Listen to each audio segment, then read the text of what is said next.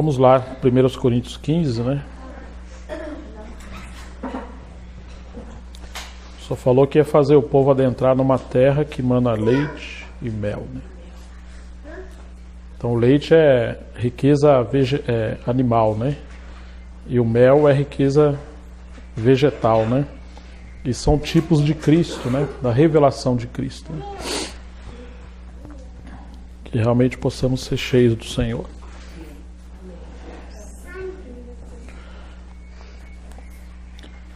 Irmãos, venho lembrar-vos o evangelho que vos anunciei, o qual também recebestes e no qual ainda perseverais. Por ele também sois salvos, se retiverdes a palavra tal como vou-la entreguei, a menos que tenhais crido em vão. Antes de tudo vos entreguei o que também recebi, que Cristo morreu pelos nossos pecados, segundo as Escrituras, que foi sepultado e ressuscitou ao terceiro dia, segundo as Escrituras, e apareceu a Cefas e depois aos 12. Depois foi visto por mais de 500 irmãos de uma só vez, dos quais a maioria sobrevive até agora, porém alguns já dormem.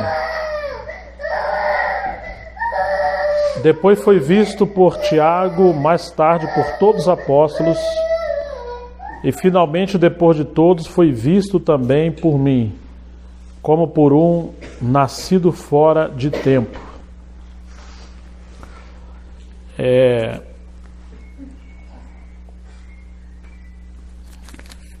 Muito rico esse capítulo, porque Paulo agora vai tratar de um assunto fundamental, né? Enquanto no 12 e o 14 ele falou sobre os dons espirituais, e nos demais capítulos falou bastante sobre aspectos circunstanciais da vida da igreja, aspecto prático, né?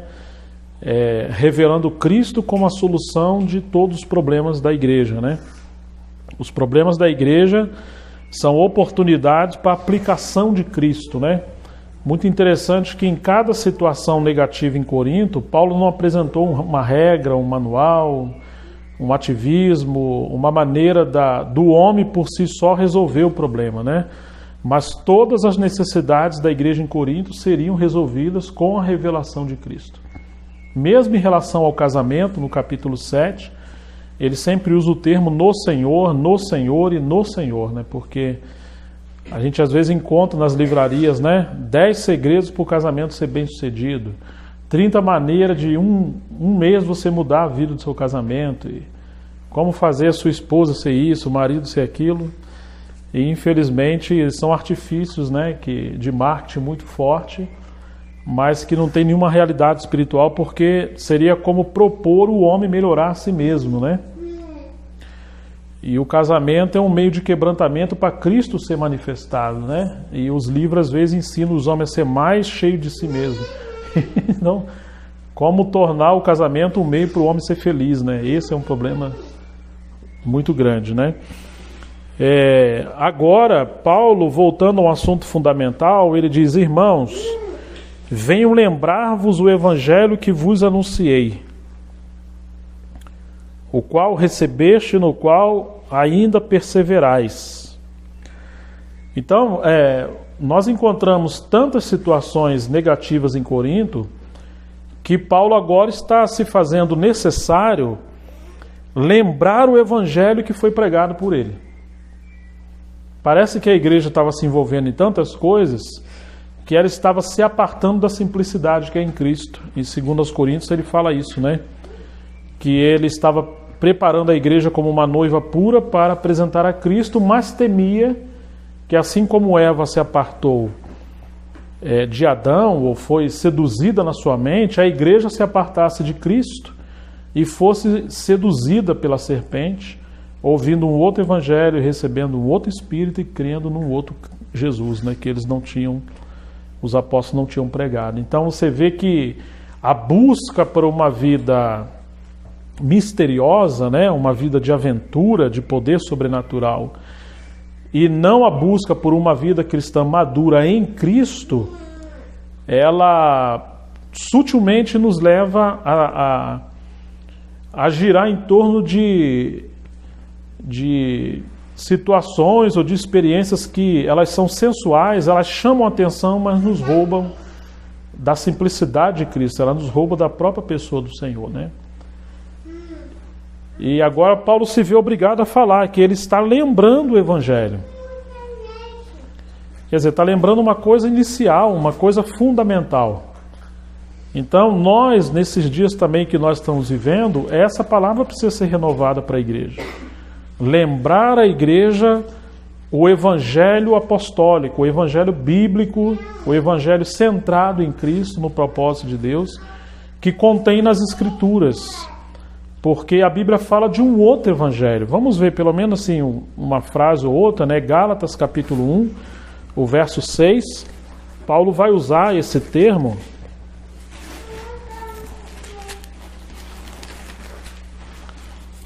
E se isso já estava acontecendo no primeiro século, o que dizer do século 21 que nós estamos vivendo, né? Gálatas 1,6. Admira-me que estejais passando tão depressa daquele que vos chamou na graça de Cristo para outro evangelho, o qual não é outro, senão que há alguns que vos perturbam e querem perverter o evangelho de Cristo. Mas ainda que nós, ou mesmo um anjo, vindo do céu, vos pregar evangelho que vá além do que vos temos pregado, seja anátema. Assim como já dissemos, e agora repito, se alguém vos prega evangelho que vá além daquele que recebeste, seja anátema. Então, irmãos, quanto pragmatismo, né, existe hoje no cristianismo atual. Ou seja, se tivermos milagres dentro de um texto que nós estamos vivendo, isso gerar milagre, gerar uma experiência, de fato essa palavra é de Deus. Mas se nada de extraordinário acontecer, essa palavra então não é de Deus. As pessoas tentam legitimar a veracidade da Bíblia através de manifestações sobrenaturais. Só que a Bíblia, ela não precisa de manifestações sobrenaturais para confirmar a si mesma, porque ela é veraz, ela é a palavra de Deus. O pragmatismo, ele é sensacionalista, né? Ele trabalha em torno das necessidades humanas, em torno de acontecimentos rápidos. E a ideia é o seguinte: só é verdadeiro aquilo que produz resultado imediato. Se não produz resultado imediato, não é legítimo, não é verdadeiro. Então você pega, por exemplo, o contexto das igrejas da galáxia, né, que diz que eles começaram no espírito e estavam acabando na carne. Por quê? Porque eles começaram a procurar uma santificação e um crescimento espiritual a curto prazo. Eles queriam uma maturidade ou queriam uma experiência de vida rápida. E no lugar deles procurarem conhecer a Cristo, eles procuraram um caminho diferente de Cristo. Por isso eles estão saindo do verdadeiro evangelho. Então, a situação da época do primeiro século, ela não é diferente de nós, porque muitas coisas estão sendo apresentadas para satisfazer a necessidade humana, e a Bíblia gradualmente ela é manipulada para isso, né? Você encontra às vezes uma frase assim: olha, se você está tendo uma derrota, um problema no trabalho, um problema financeiro, não aceite isso. Né? Não aceite, reivindique os seus direitos, reivindique de Deus os seus direitos, né? Deus nos pôs por cabeça e não por cauda. Então, provavelmente você está com problema no seu dízimo, você está com problema nisso, você está com problema naquilo, e agora você tem que fazer umas campanhas, umas correntes e tomar alguns atalhos. Quer dizer, é um evangelho totalmente pragmático, né? Ele é totalmente voltado para a necessidade humana e desassociada de Cristo, porque se você associa que o sinal de aprovação de Deus é uma vida que gira em torno de acontecimentos sobrenaturais, nós vamos contradizer muito a autoridade da Bíblia, né? Certa vez pediram um milagre a Jesus. Jesus falou: uma geração má e adúltera me pede um milagre ou um sinal vindo do céu. Nenhum outro sinal vos será dado senão o sinal do profeta Jonas. Mas o que Jesus está querendo dizer? Ele podia operar tantos sinais, e ele fala: assim como Jonas teve 3 dias no ventre da baleia, né? 3 dias e 3 noites, assim também acontecerá com o Filho do Homem. Quer dizer que a ressurreição de Cristo foi o maior sinal. Foi o maior milagre em relação à vontade de Deus para a humanidade. E a manifestação da ressurreição de Cristo em nós, ou seja, uma vida em união com Cristo, é o maior sinal de maturidade, é o maior sinal de crescimento. Se Jesus tivesse operado todos aqueles milagres e não fosse a cruz, tudo aquilo seria anulado. Quando Jesus operava os milagres, na verdade ele estava contraindo dívida. O castigo que nos traz a paz cairia sobre ele. Mas até que ele morresse na cruz, ele não poderia liberar o seu poder legalmente. Então, cada ato de milagre, cada ressurreição, cada olhos abertos, cada cura, cada expulsão de demônio, na verdade, Jesus estava contraindo dívidas que seriam pagas na cruz, né? A cruz é o caminho da libertação. A cruz é o caminho do triunfo, da vitória, a vitória do Calvário que esmagou o inimigo e agora pode transportar o homem do reino das trevas para o reino do Filho do seu amor. Mas até que Jesus fosse à cruz, aqueles sinais estavam operando no exterior do homem, nunca na natureza do homem. Aqueles sinais exteriores não estavam transportando o homem das trevas para Deus. O homem continuava legalmente nas trevas. Não havia novo nascimento, não havia regeneração, não havia salvação. Havia sinal do ministério do Filho de Deus, havia sinal de que ele foi enviado para pregar o Evangelho.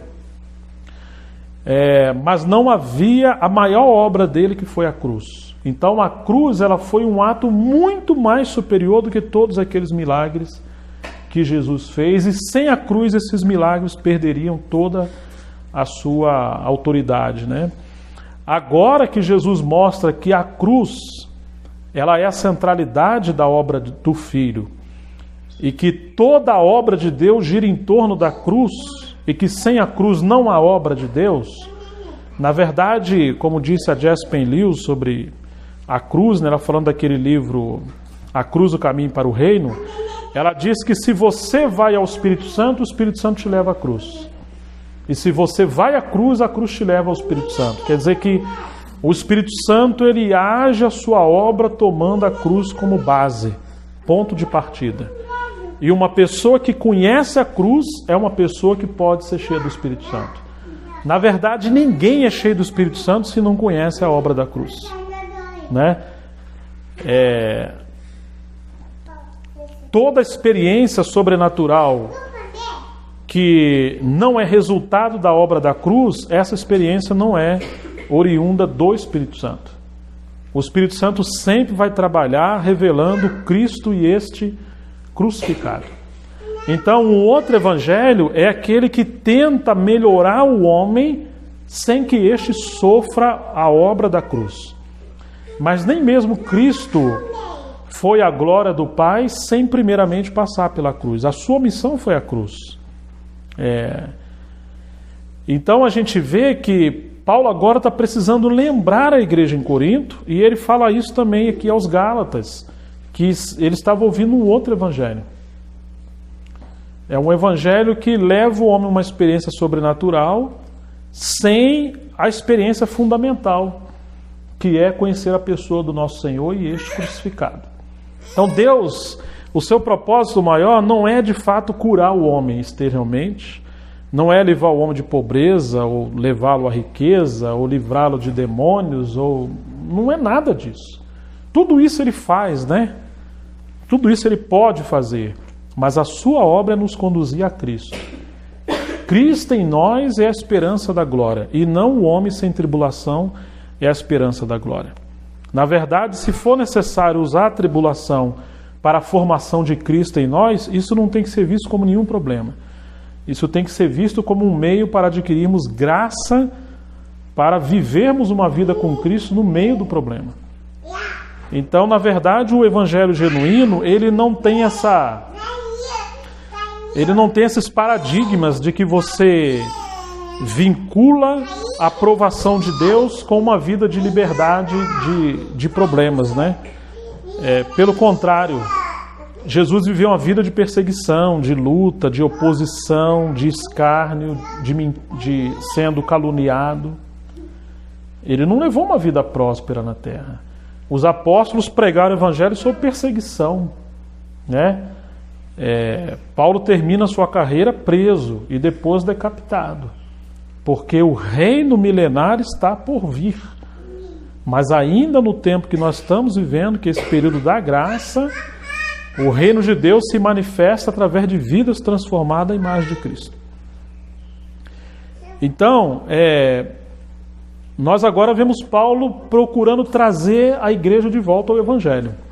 Isso realmente deve chocar o nosso coração. Como que pode haver igreja sem um evangelho? Então é uma igreja doente.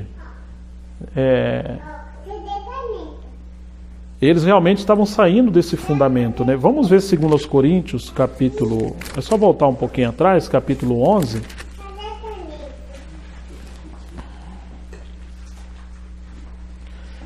Segundo Coríntios 11. Quisera eu me suportasses um pouco mais na minha loucura, suportai-me, pois porque zelo por vós com zelo de Deus, visto que vos tenho preparado para vos apresentar como virgem pura a um só esposo, que é Cristo. Então está procurando preparar a igreja para a vinda do Senhor. Mas receio que assim como a serpente enganou a Eva com a sua astúcia, assim também seja corrompida a vossa mente. Olha aí onde a mente é o campo de batalha. A mente é um lugar onde Satanás quer atuar, trazendo filosofia, humanismo, opiniões e tantas coisas. Seja crente ou não. Até uma teologia açucarada, né? Uma teologia liberal na mente. E ele fala, né? Aqui ele está falando para crente mesmo, viu? Né? Assim como a serpente enganou a Eva com a sua astúcia, assim também seja corrompida a vossa mente e se aparte da simplicidade e pureza devidas a Cristo. As pessoas não querem ficar mais em torno de Cristo numa coisa simples. Tem que ter uma coisa mais de alta projeção. Cristo não é mais suficiente. Você tem que pregar algo que, sabe, faça fogo cair do céu. Mas foi isso que Jesus falou, quando Satanás viria enganar através do anticristo, ele ia fazer fogo descer do céu. E se possível enganaria até os escolhidos, quer dizer, nós temos que ter muito cuidado com isso. Claro que nós queremos ver Deus fazer milagres, os apóstolos operaram milagres, o Senhor cooperava com a palavra operando milagres, e nós cremos que é a vontade de Deus curar pessoas, libertar pessoas do demônio, de tudo isso nós cremos e devemos anelar por isso. O grande problema é quando essas coisas substituem a Cristo. E a igreja está virando, no lugar de termo, hoje existe contrário à macumba e existe a boa cumba, né? Você pode ter um grande salão. Eu me recordo que uma vez cheguei na casa da minha mãe já é uma senhora, às vezes está doente, né? Aí eu entrei, quando eu olhei atrás da porta, tinha um buquê de rosa seca, com um saco de sal e mais algumas coisas. Eu falei, que negócio estranho. Umas rosas vermelhas com a fita. Eu falei, mãe, o que é isso aqui? Eu falei, minha filha, isso aí eu fui na igreja, o pastor vendeu. E caro. E diz que as nossas maldições hereditárias, as maldições dos filhos e tudo, estão indo para a rosa, porque quanto a rosa vai murchando, significa que as maldições estão murchando nas rosas. O castigo que nos traz a paz caiu sobre as rosas e custa R$50. Mais ou menos assim, entendeu? Eu dou uma rosa dessa pra dentro de casa. R$50, né? Quando eu vi que ela tava murchando, eu falei, cadê? Eu vou jogar esse trem no lixo. Aí. Eu vou levar pra igreja pra queimar. A rosa de Saron. nessa... mal da casa é tudo pra rosa. Aí, ó, o mal da casa vai pra rosa. É. Tá dizendo, não precisa ter uma vida mudada, só precisa a rosa. Então, isso são coisas que chocam o nosso coração. Agora as pessoas... aqui em Montemor aconteceu, eu contei para vocês uma vez, um líder, pessoa séria, pessoa de peso, me falou, Gerson, não sei o que eu faço. Um pastor botou uma caixa d'água dentro da igreja, entre aspas, né? Aí encheu de água, depois jogou uma tinta vermelha. Aí quem quisesse entrar agora, né, para ser abençoado, faz uma fila e você passa por ali, e assim como Moisés aspergiu sangue, né, nos umbrais das portas, na orelha, no dedo, as pessoas tinham que também passar o sangue do cordeiro nele, né? Acho que cada pinga é R$10, depende do tamanho da orelha, né? Porque é uma maneira de você ser purificado por Cristo. Que era um ato profético, entendeu? Então, as pessoas levam os parentes, traz fotografia, né? Traz lençol, cueca, traz o que puder. E faz lá um saravá e o negócio funciona. Então, se Paulo está falando que ele precisava lembrar o Evangelho no primeiro século, o que dizer de nós? Infelizmente, a igreja hoje, em muito lugar, não conhece o Evangelho. É um outro Evangelho, como Paulo está falando, né? E ele segue dizendo, né? Se na verdade vindo alguém prega outro Jesus que não temos pregado, viu, Miriam, você que prega a palavra, não pode pregar outro Jesus além do que os apóstolos pregaram. O Jesus que as pessoas pregam hoje no púlpito, às vezes não é o Jesus da Bíblia do Novo Testamento. Percebe? É um Jesus bonzinho ou mauzinho. Ou se aceitais espírito diferente que não tendes recebido. Outro Jesus e outro espírito. Ou evangelho diferente que não tendes abraçado, a esse de boa mente o tolerais. Quer dizer, que eles estavam sofrendo as consequências e eles estavam sofrendo ser espoliados, né? Interessante que os apóstolos foram excluídos da comunhão da igreja em Corinto, e a igreja em Corinto recebeu esses mestres e ainda ofertava esses mestres para eles continuarem ministrando. Você já pensou? O negócio é sério, né? Porque suponho que nada tenha sido inferior a esses tais apóstolos, e ele vai dizer que são apóstolos fraudulentos, que são falsos apóstolos, né? O verso 13: porque os tais apóstolos são falsos, obreiros fraudulentos, transformando-se em apóstolos de Cristo. E não é de se admirar, porque o próprio Satanás se transforma em anjo de luz.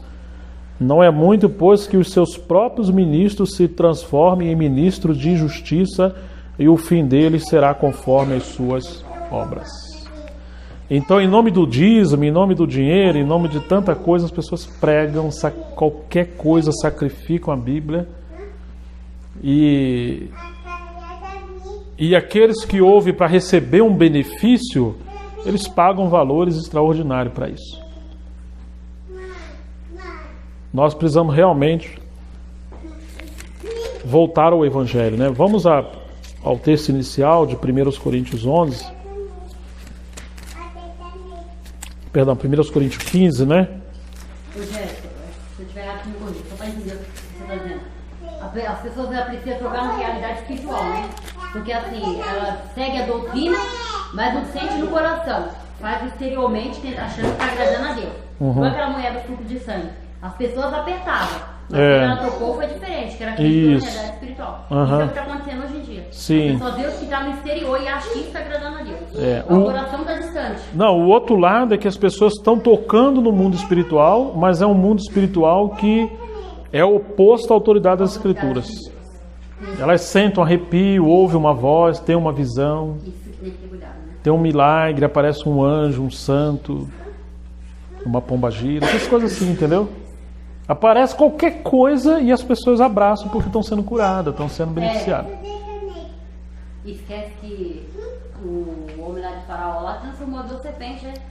Ele também faz milagre. Então, depois que Paulo está falando dos dons, agora ele começa a falar sobre o Evangelho. Quer dizer, porque a distância da igreja em Corinto em relação aos dons era resultado da falta do Evangelho genuíno. Que eles pregaram, mas eles esqueceram. Eles passaram a buscar dons e não a Cristo, né? E no lugar de usar dons para manifestar Cristo, usavam dons para experiências místicas e projetavam o ego e não o Senhor. Esse que é o problema, né? O problema não está nos dons, o problema é que eles desassociaram os dons do Evangelho. Do jeito que ele usa os dons. Aí é complicado, né? Bom, então ele está falando, irmãos, capítulo 15, verso 1. Venham lembrar-vos o Evangelho que vos anunciei. Ó, nós precisamos fazer uma reavaliação se o Evangelho que nós estamos pregando, crendo e falando é de fato o Evangelho de Deus. Existe um livro maravilhoso chamado O Evangelho de Deus, do irmão Watmani, que é um livro grosso, que ele ministrou uma série de mensagens longa, fundamental sobre o Evangelho de Deus. Mas não é somente ele. Lloyd Jones, John Piper, o irmão Dino e muitos outros obreiros de peso, né, Tozer, pregaram o Evangelho de maneira simples para crente velho, porque a igreja não conhece o Evangelho. Então existem muitas obras fundamentais que são até extensas, falando do Evangelho como uma apologia ao Evangelho, para poder resgatar a igreja do falso Evangelho e colocar a gente fundamentada no Senhor. Que às vezes o Evangelho que nós pregamos ou cremos ou ouvimos não é o Evangelho genuíno. Quer ver um exemplo? Existe uma linha teológica chamada universalismo. O universalismo ele prega o seguinte: ainda que Cristo morreu por todos nós, e aquele que ouviu o Evangelho e crer, ele vai ser salvo, mas como ele morreu por toda a humanidade, então mesmo aqueles que não crerem serão salvos. Em outras palavras, não precisa crer, porque Jesus já morreu pelo mundo inteiro.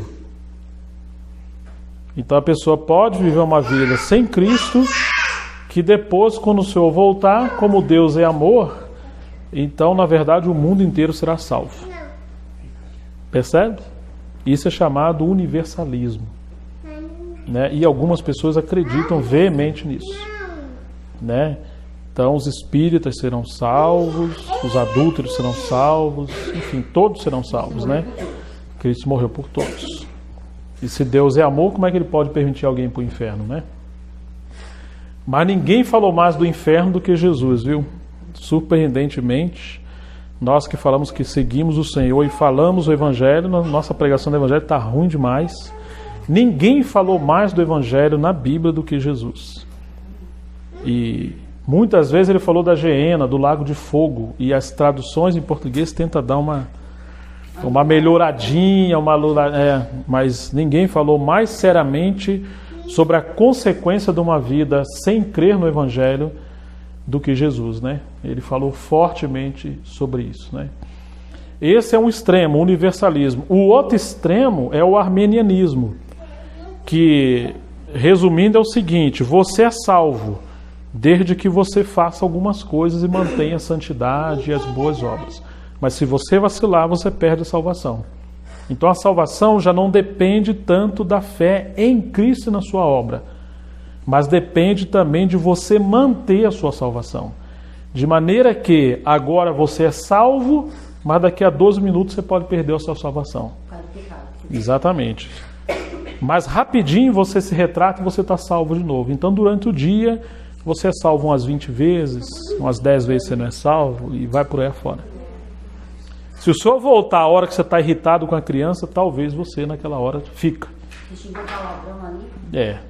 Não, bom é não xingar, né? Não,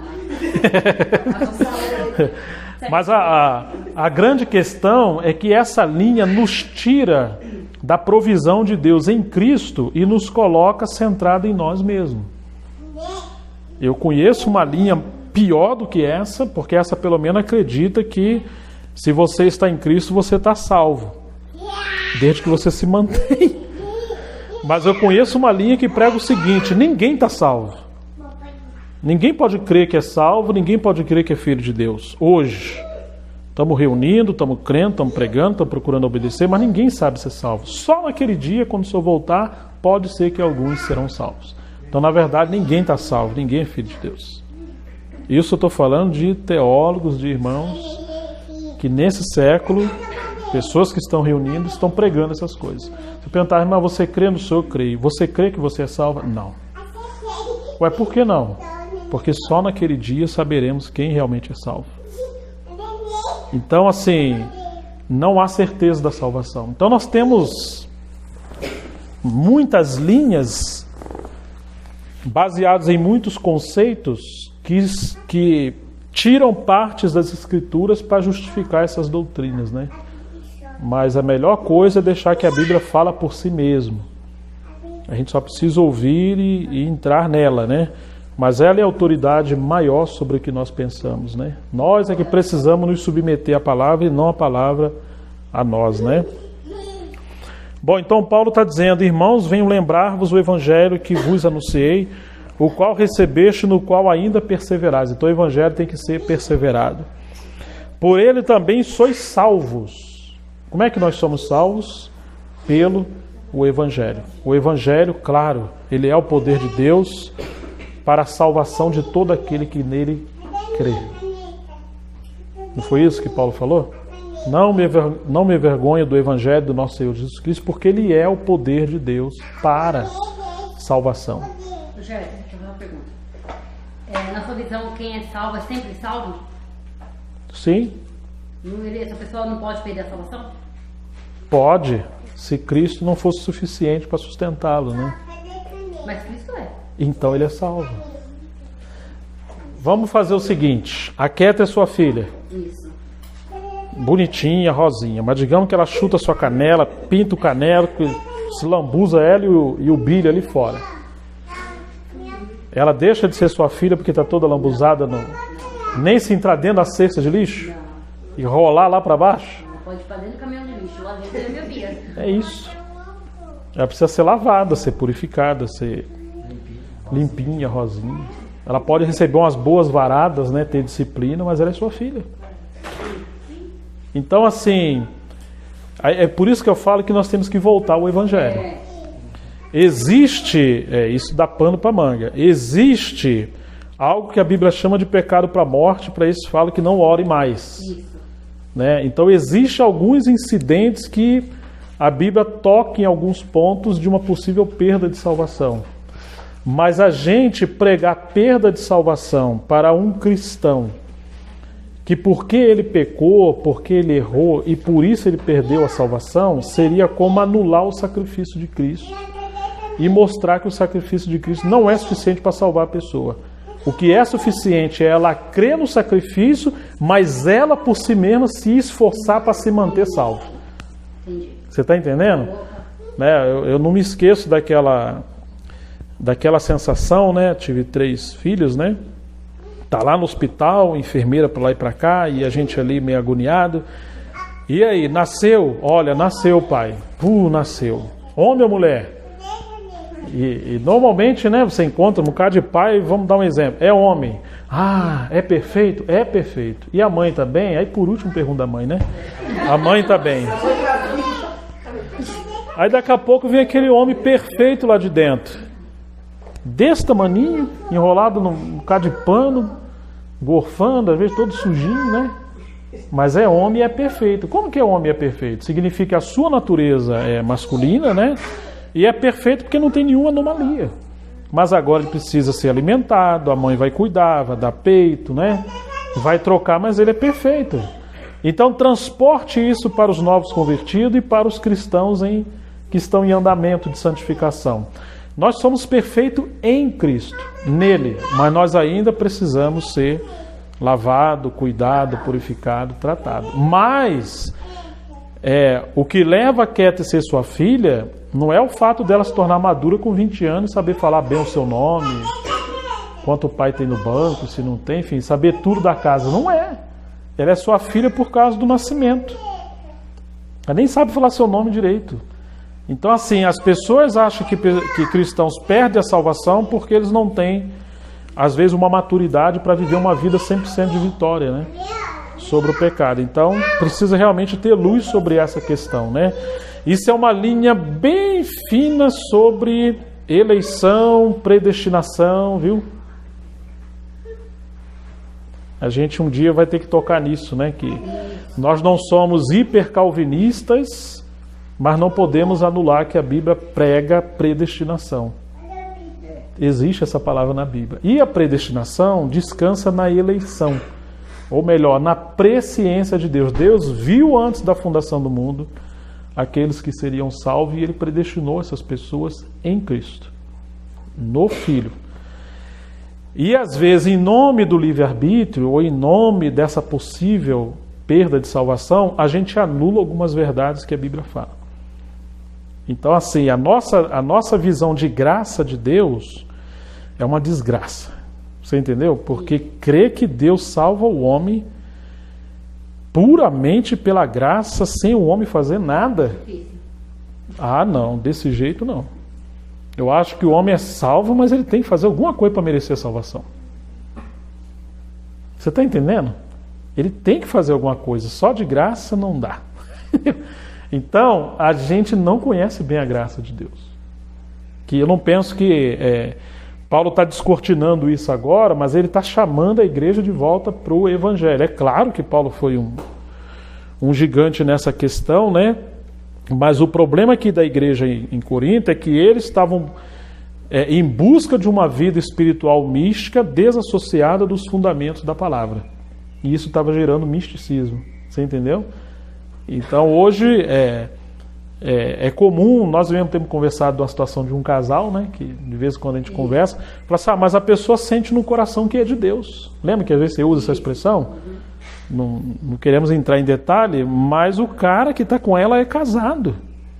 E não é divorciado, mas sentiu no coração que é de Deus ficar com a moça. Mas ele é acima da Bíblia. A Bíblia está errada. Ou a Bíblia não fala bem assim. Então isso é uma vida mística desassociada do Evangelho, desassociada da autoridade das Escrituras. Aí o diabo realmente fortalece isso. Então ele pode usar a gente em profecia, visão espiritual. Tem gente que vai até ofertar dinheiro para esse casamento acontecer. Você está entendendo? E a nossa carne, irmão, sente coisa demais, viu? A carne é um problema sério. Né, irmã Lourdes? A carne não é um problema sério. Quantas vezes, né, você pega um casal que às vezes está ali e fala, dá vontade de enforcar aquela pessoa. Então, se você realmente falar, não, mas Deus abençoa esse enforcamento, pode dar chumbinho para ele, põe na sopa que dá 2 bolinhas só que resolve. E foi uma profecia que levou a pessoa. A Bíblia fala, não matarás, né? Mas nesse caso pode matar, que nós estamos no Novo Testamento, né? Está na graça. Na graça, Deus é amor e não tem problema nenhum. Deus perdoa. Perdoa. Ainda mais se você tiver que casar com uma outra pessoa, e se a sua esposa está viva e não adulterou, então só se ela morrer. Então dá chumbinho que você está livre. É.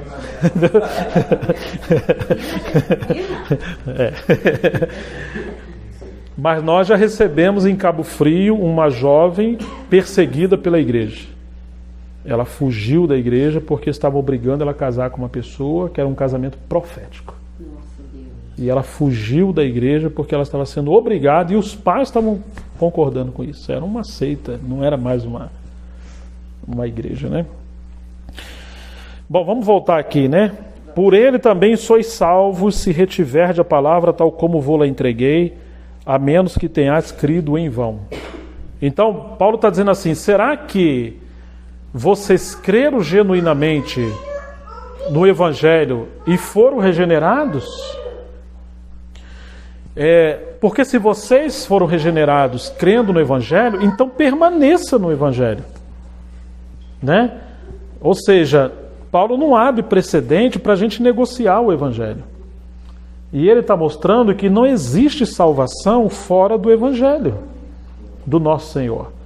Então essa questão das pessoas acharem que são salvas não crendo no que o Evangelho fala, ou seja, não crendo na pessoa e na obra de Cristo, mas acham que pode ser salva se permanecer frequentando uma igreja, dando um dízimo e etc., ou seja, salvação por boas obras, Paulo está mostrando que isso realmente é uma heresia. Isso é um engano, é um problema sério, não é? Antes de tudo, verso 3, vos entreguei o que também recebi. Eu penso que ele recebeu tanto dos outros apóstolos como do testemunho do próprio Senhor. Que Cristo morreu pelos nossos pecados, segundo as Escrituras. Olha o que Paulo está falando. Segundo a Escritura, e que foi sepultado e ressuscitou ao terceiro dia. Depois ele fala o quê? Segundo as... O que Paulo está fazendo, irmãos? Trazendo a igreja de volta à autoridade das Escrituras. Porque Cristo morreu, mas na verdade ele é Deus, então ele não morreu. Aquilo foi um sono que ele teve, né? Ele ressuscitou, mas não foi em corpo que ele ressuscitou. Foi o Espírito dele que ressuscitou. Então nós temos assim muitas variações, né, de pensamento sobre a morte e ressurreição de Cristo, que nega a autoridade do seu sacrifício como homem, a humanidade do Verbo de Deus. E João vai falar isso na sua epístola, o assunto que nós estamos estudando lá em São Maré, né? Um assunto profundo, né? Da Trindade, né? Quase deu briga lá na... que é exatamente essa questão de fundamentos, né?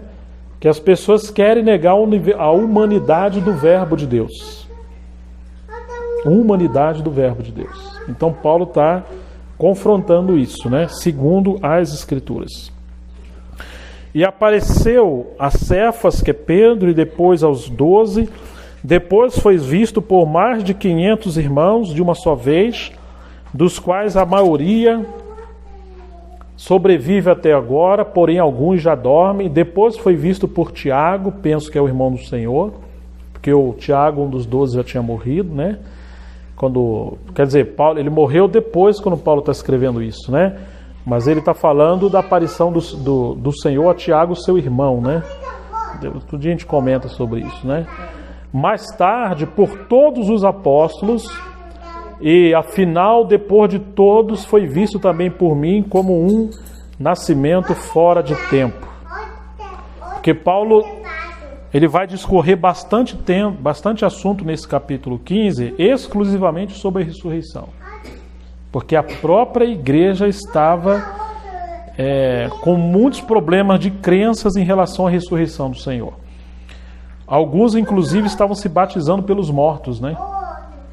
Tem um parente que não creu no Evangelho, mas como tem que se batizar para ser salvo, então eles se batizam por aquele parente que morreu sem receber o Senhor, né? Outros tinham dúvida se a ressurreição é realmente de fato, se Jesus ressuscitou. E como nós vamos ressuscitar se o nosso corpo já foi desconfigurado, né, desfragmentado? E Paulo está mostrando que se nós não cremos na ressurreição, é vã o sacrifício de Cristo, a sua ressurreição, e é vã a nossa fé e a nossa pregação, né? Então, assim, a ressurreição de Cristo é um assunto fundamental e muito acima de qualquer possibilidade de milagres, né? Ou seja, o que legitima o Evangelho, o que legitima a vida cristã e a nossa aceitação em Cristo foi a ressurreição de Jesus. Porque quando ele ressuscitou dentre os mortos e assentou à direita do Pai, é a autentificação de que a sua obra foi verdadeira e foi consumada. E por causa disso, todos nós agora temos livre acesso ao trono da graça de Deus. Mas, irmãos, essa frase de Paulo, né, que ele fazia lembrar a eles o evangelho que foi pregado. Você já pensou? Nós temos que pregar o evangelho para a igreja? E é capaz de um bocado de gente aceitar Jesus, hein? Falei, eu acho que eu não sabia disso. Fala, Mirosa. Lá em Hebreu, eu não sei se é 12, se é 12, se é negócio assim. Quando Paulo pegou e falou, tem que voltar aos princípios elementares, lá, pregando a doutrina do arrependimento, ele chamou isso de princípio. elementares. Eu entendo isso como se fosse alimento leitinho. Leite. E muita gente não sabe disso. E ele está voltando para a igreja. Está voltando. Muito interessante. Então, irmãos, hoje a gente não vai discutir a fundo a questão do Evangelho, mas a gente está fazendo um comentário livre, né, expositivo, mas inspirativo, né, sobre a situação da igreja em Corinto, contextualizando com a nossa situação, né, e que há lições ali tão importantes que torna prática essa questão do propósito de Deus para nós, né. E volta a falar, ele está terminando o assunto dos dons e procurando levar a igreja a fundamentos, que é o capítulo 15, a questão do Evangelho e da ressurreição. Porque os irmãos em Corinto estavam girando em torno dos dons e não em torno de Cristo. Percebe? E isso leva uma vida mística envolvida com o sobrenatural e com carnal, né? Então, o fundamento da espiritualidade são as manifestações sobrenaturais, e Paulo está dizendo que não. O fundamento da espiritualidade é a vida de Cristo em nós, menos nós e mais Ele, né? E que os dons são ferramentas para o serviço, para a edificação da igreja, mas dons não são sinônimos de maturidade. A igreja de Corinto era carnal, cheia de dons espirituais, né? Então, nós não podemos tentar criar um link. Uma igreja é madura quando ela está abundando em dons. Poxa, se fosse assim, a igreja em Corinto estava bem demais. Nós precisamos de riqueza de Cristo com dons espirituais, mas dons espirituais sem uma vida em Cristo vira um problema grave. Nós precisamos vamos botar uma canoa com os dois remos, né? Espiritualidade com serviço, né? Mas serviço sem realidade espiritual em Cristo é ficar dando volta. E também buscar uma vida de espiritualidade sem vida prática de comunhão e de serviço também seria um outro desequilíbrio, né? Então é ferramenta, né, gente? Seria ferramenta. Eu não posso usar ferramenta se eu não sou profissional naquela era. Ou dá uma peixeirinha na mão da Catherine, né? Dá uma tesoura, é isso que significa o que a gente está tentando falar. Você não tem problema numa tesoura, na faca, não tem problema nenhum. O problema é que ela é bebê demais para esse tipo de coisa. Então, Deus foi errado em dar dons? Não, Deus não foi errado em dar dons. O errado é que eles receberam dons e cultivaram mais uma vida em torno de dons do que em torno de Cristo. E pelo tempo que eles já tinham recebido o Evangelho, já era, como diz o livro de Hebreus, alguns já deveriam ser mestres, mas eles eram ainda bebê em Cristo. Então, eles já tinham caminhado e abandonaram os princípios elementares e agora voltaram para trás. Esse que é o problema, né? Antes dele dar o dom, ele tinha dado filho, né? Que realmente o Senhor nos ajude a permanecer no Evangelho. O Evangelho de Deus, né? Crermos no Evangelho. Que o Senhor realmente nos ajude.